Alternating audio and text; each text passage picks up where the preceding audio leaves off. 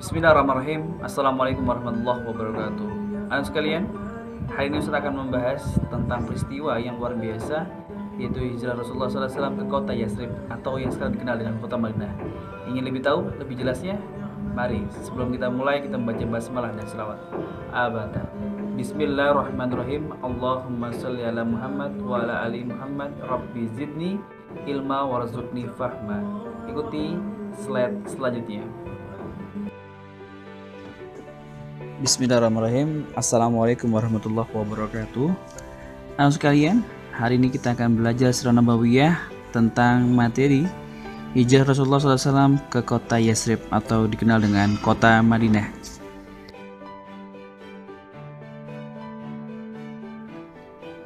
Jibril menyampaikan kepada Rasulullah SAW, "Wahai Rasulullah, janganlah Anda tidur di malam ini di atas tempat tidur yang biasa. Sungguhnya Allah menyuruh Anda agar berangkat hijrah ke Madinah."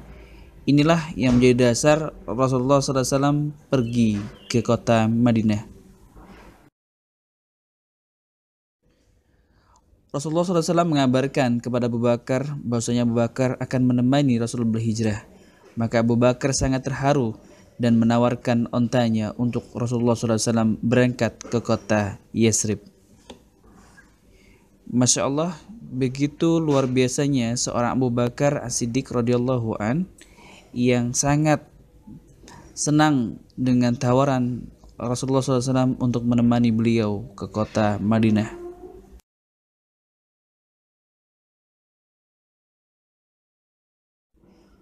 Menjelang hijrah, kaum Quraisy menyiapkan segala kemampuannya agar bisa menghentikan Rasulullah SAW agar berangkat menuju Madinah. Apa saja yang dilakukan dan apa saja yang terjadi persiapan menuju hijrahnya Rasulullah, mari kita ikuti slide selanjutnya.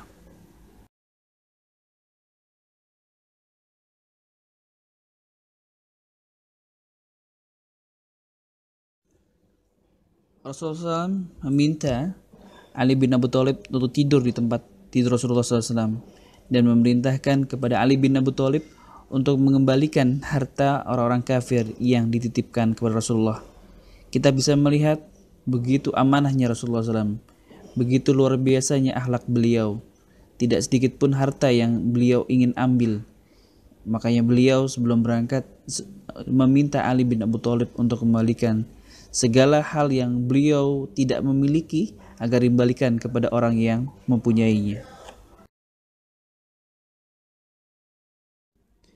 Suasana makin mencekam, rumah Rasulullah SAW dikepung oleh orang-orang Quraisy. Mereka ingin membunuh Rasulullah SAW.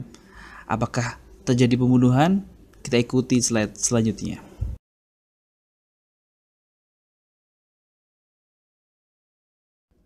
Sekitar 100 orang pemuda bayaran yang terampil, yang pandai menggunakan senjata dan sebagainya diminta oleh pemuka-pemuka Quraisy yang tidak senang dengan Rasulullah agar membunuh Rasulullah SAW.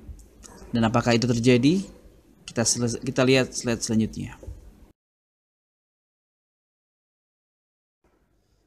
Ketika hendak masuk ke rumah Rasulullah SAW selalu gagal karena setiap kali mereka memanjat rumah Rasulullah ada dengar suara anak perempuan yang menangis. Ini yang menyebabkan orang-orang pembunuh bayaran tidak berhasil memasuki rumah Rasulullah SAW.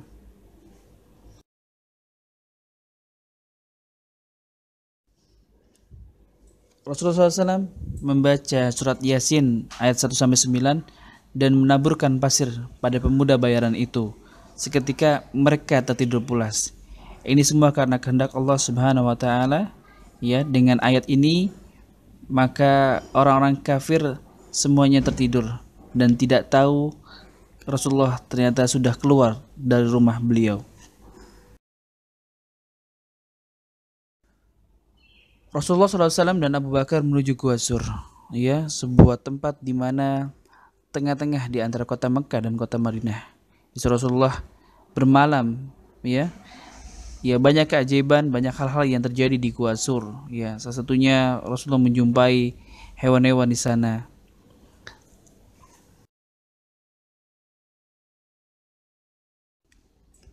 Di dalam Gua Sur, Abu Bakar membersihkan semua gua, membersihkan gua dan menutup sarang binatang-binatang buas dengan menyobek bajunya.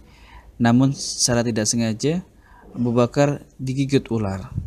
Tapi dengan izin Allah Subhanahu wa taala, ya, Rasulullah SAW dengan izin Allah berhasil menyembuhkan, ya, tanpa teknologi canggih dan sebagainya. Dengan izin Allah, ya, diusapkanlah tangan yang digigit tersebut sehingga Allah Subhanahu wa taala menakdirkan Abu Bakar sembuh seketika. Ini adalah bagian daripada mukjizat yang Rasulullah SAW miliki, yang Allah berikan untuknya.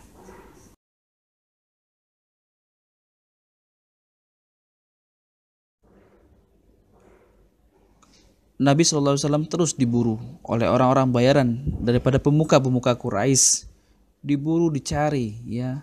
Tapi subhanallah, strategi Abu Bakar dalam mengecoh orang-orang kafir Quraisy dengan cara menghilangkan jejak yang berbeda, sehingga itu yang membuat para orang-orang Quraisy berhasil tertipu, ya. Ditambah ada orang-orang suruhan yang Rasulullah SAW Abu Bakar minta untuk menghilangkan dan menghapus jejak-jejak yang dilalui oleh Rasulullah dan Abu Bakar.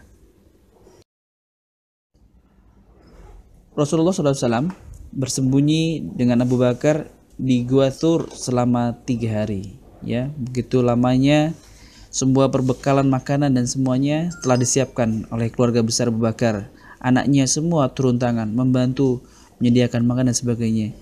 Begitu amat luar biasa, ya, orang-orang yang mencintai Rasulullah SAW. Begitu mereka menaruhkan nyawanya untuk keselamatan Rasulullah SAW. Alhamdulillah, Abdullah putra Abu Bakar bertugas mencari informasi, ya, tentang apa saja yang diucapkan oleh orang-orang Quraisy kepada Rasulullah tentang Rasulullah SAW. Kemudian tugas Asma binti Abu Bakar, tugasnya mengantar makanan untuk Rasul dan Abu Bakar. Kemudian ada lagi Amir bin Fuhairah, bertugas mengembalikan domba di sekitar gua agar bisa mengantar minuman kepada Rasulullah SAW dan Abu Bakar. Sampai tersiar kabar ada sayembara dari orang-orang kafir Quraisy yang bahwasanya siapa yang bisa menangkap Rasulullah, dia akan mendapatkan 100 ekor unta. Sampai Rasulullah SAW tiba di sebuah masjid yang pertama kali dibangun, yaitu Masjid Quba. Ya, Rasul tinggal di rumah Kulsum bin Hidam, kemudian berpindah lagi ke rumah Sa'ad dan yang lainnya. Begitu banyak strategi dan begitu banyak orang-orang yang berperan dalam peristiwa hijrah Nabi SAW. Sampai akhirnya Ali bin Abi Thalib dan rombongan berhasil tiba di mendekati kota Madinah, yaitu di Kuba, setelah mengembalikan barang-barang yang dikembalikan kepada orang-orang kafir. Sampai akhirnya Rasulullah SAW dan kawan-kawan berhasil tiba di kota Madinah. Mereka disambut begitu luar biasa. Suara hadroh, suara rebana, tola al-badru alaina, dan sebagainya membahana menyambut Rasulullah SAW. Ada seekor unta yang bernama Al-Quswah, unta Rasulullah yang diminta untuk berjalan, kemudian di mana dia duduk, disitulah nanti akan dibangun sebuah masjid Nabawi.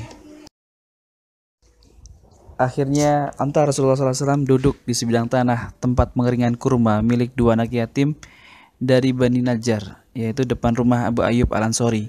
Di sana nanti akan dibangun sebuah masjid yang sampai sekarang terkenal, yaitu dengan nama Masjid Nabawi. Sementara Rasulullah SAW tinggal di rumah Abu Ayyub Al-Ansori. Abu Ayyub menyambut Rasul dengan bahagia karena menyambut seorang nabi yang mulia yang dicintai Allah Subhanahu wa taala. Sampai akhirnya para sahabat dan Rasulullah SAW membangun kota Madinah. Satunya adalah dengan membangun Masjid Nabawi, ya, dengan pelepah kurma dan yang lainnya. Mereka bergotong royong. Bagaimana Rasulullah SAW telah mengajarkan kita semua agar kita saling membantu, saling kita menolong dalam kebaikan. Rasulullah SAW setelah membangun Masjid Nabawi, ya, banyak hal yang terjadi di kota Madinah. Satunya adalah mengganti nama Yasrib yang menjadi kota Madinah. Yang kedua, membangun sarana dakwah begitu masjid. Yang ketiga, mempersaudarakan kaum Muhajirin dan Ansor. Yang keempat, adalah dengan membangun atau membuat aturan atau undang-undang kota Madinah. Banyak hikmah yang kita bisa ambil dari kisah hijrah Rasulullah SAW ke kota Madinah, yaitu yang pertama sikap setia, ya, berbagai hal dan rintangan dihadapi Rasulullah dan para sahabat, tapi kesetiaan para sahabat ke Rasulullah yang begitu luar biasa. Yang kedua tanggung jawab, ya, semua dilakukan dalam bentuk tanggung jawab beliau kepada perintah Allah Subhanahu Wa Taala. Yang ketiga berani membela kebenaran. Sikap Rasulullah dan sahabat adalah wujud keberanian dalam mempertahankan kebenaran, yaitu kebenaran kenabian dan kebenaran kewahyu yang diterima oleh Nabi Sallallahu Alaihi Wasallam. Oke, nah sekalian, begitulah ya kisah hijrah yang disampaikan. Mudah-mudahan banyak hikmah yang kita bisa ambil. Semoga menjadi inspirasi buat kita semuanya. Terima kasih. Assalamualaikum warahmatullahi wabarakatuh. Oke sekalian, alhamdulillah kita sama-sama telah melihat video tentang peristiwa hijrah Rasulullah SAW. Begitu banyak hikmah, begitu banyak kejadian yang dapat kita bisa ambil. Kita ambil menjadi sebuah pelajaran yang sangat berharga buat kehidupan kita sehari-hari.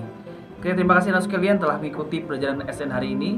Semoga menjadi amal kebaikan buat kita semuanya. Mari kita terus sama-sama dengan baca hamdalah, istighfar dan doa kafatul majlis. Abada. Alhamdulillahirrabbilalamin. Astagfirullah subhanakallahumma wa bihamdika asyhadu an la ilaha illa anta astaghfiruka wa atubu ilaik. Terima kasih. Bertemu kembali nanti. Assalamualaikum warahmatullahi wabarakatuh.